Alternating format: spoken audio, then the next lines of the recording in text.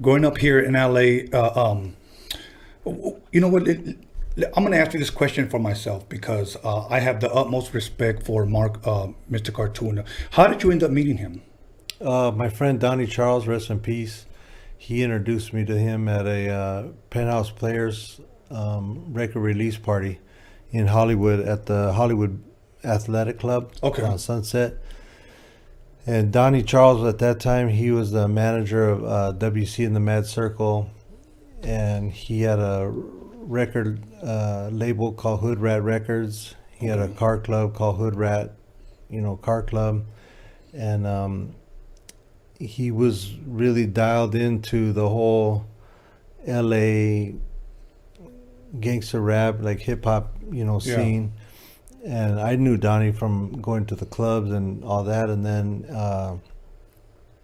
I bought a '64 Impala like in 1989, and around 1991 ish, he said, "Hey, what are you gonna do with this car?" And I was like, of course I'm a lowrider because he had a bunch of lowriders. And he was like, when? I was like, as soon as I get like 20 racks saved up. And he's all, nah, no, that's not how it works. We're going to do this shit right now. And he's like, hey, grab my tools out of the back, So we're right there on the sidewalk at my pad in Hollywood. Started taking my car apart, and then I just started building that to, what it is today. And we were really tight. We went to the clubs together. We did low riding shit together. And one night he told me, "Hey, I'm going to this Penthouse Players record release party. Come with me." So I went up there, and back then it was hip hop events were mostly African American. You'd see a couple, like white guys that worked at the labels, and a couple Latinos, but it was really like slim when you go in there. Right. So we walk in, and right away, I seen Cartoon, and Donnie goes, "Hey, there's my other Mexican homie. Let's go over there and introduce you to him, and you guys could kick it together." And we had, a lot of the same,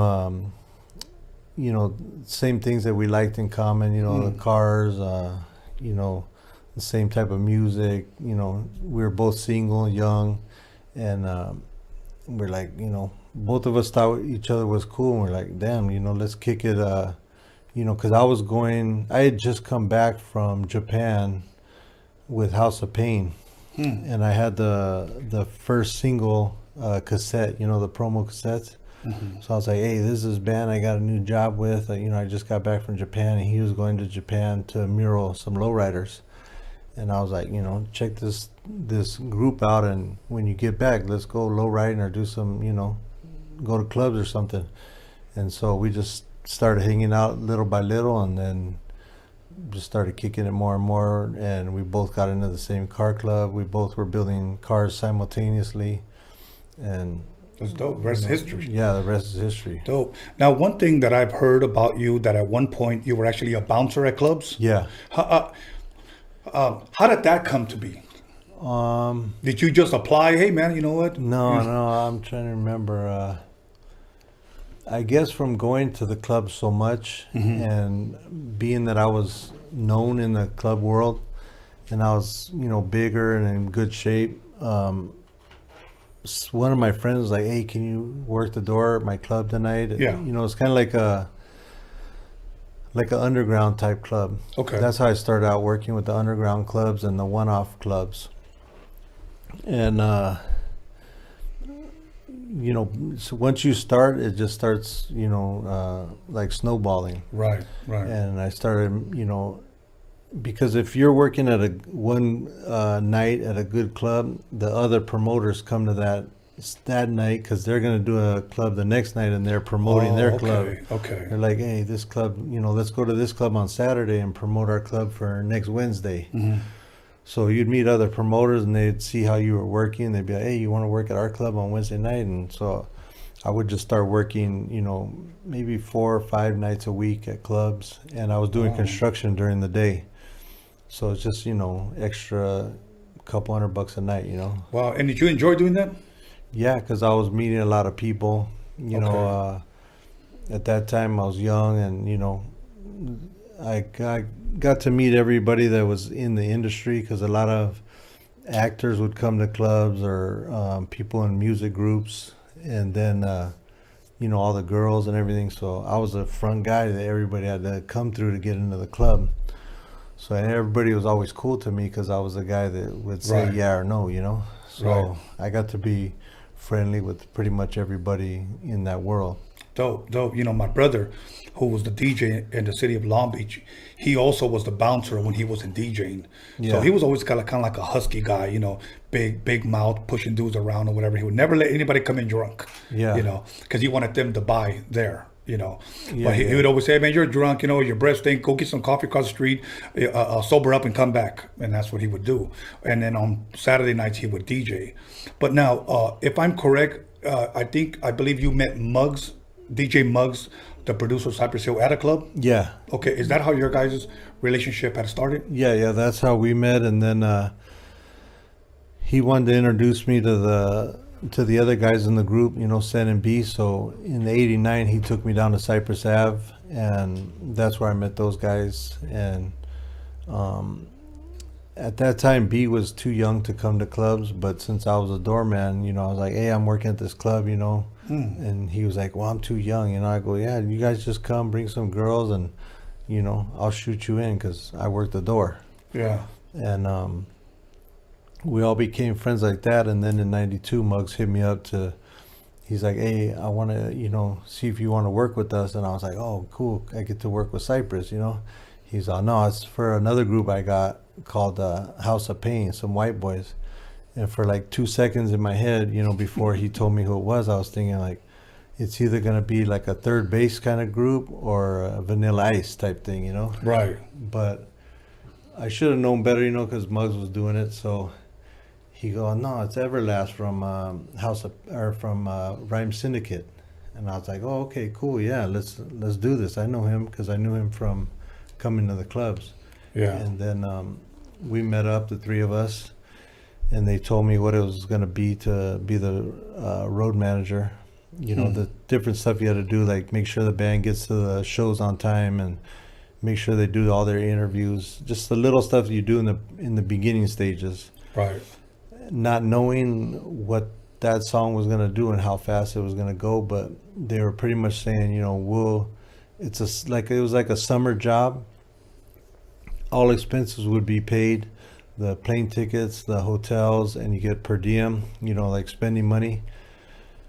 And if the band took off and started making money, then you would get paid. So I hit up both of my bosses that I work for at the clubs and the construction. I was like, "Hey man, is it cool if I go do this job?" And they go, "Yeah, you got your job here anytime, This isn't going nowhere, and this isn't going to go nowhere for you, Right. So go do that." About how old were you when you did this? 92. I'd say I was 27, 26, about Okay. 26 and some Okay. change, yeah. Wow. The first time I ever saw Everlast, I want to say it was 88. It could be 89, but I believe it was 88. It was at the Anaheim Celebrity Theater, and Ice-T, he was the headliner. NWA was performing there. The DOC performed there that night as well. King T, Mixmaster Spade, Pooh, DJ Aladdin, all those guys was there, but Everlast was opening up for all of them. And one thing that Everlast, I used to like that song because he was rapping to Do Wah Diddy, if I'm correct, Yeah. back then when he was a Rhyme Syndicate.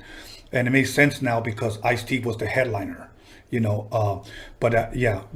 when the first time I saw him. I didn't get a chance to meet him, but that's kind of when he had the hair, almost like a pompadour in a sense, Yeah. but he had a long hair. Yeah. And now, you said something about Cypress Hill because I'm a huge Cypress Hill fan. I actually had an opportunity when I was working on Mellow Mayonnaise's album between 96 and 98. This album never came out, but I produced a song for Be Real and Sen and Mellow all at once. It never came out though.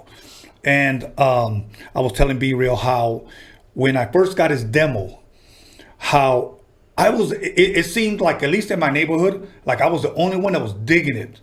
I loved his voice. I loved the music. I loved Muggs' production. I knew Muggs was just a dope ass DJ to begin with, but to hear his production and see how different it was, I used to tell people, this is gonna either fall flat on his face, or it's going to change the game. I said, there is no in between with this one. Yeah. Everybody was like, oh, that shit is whack.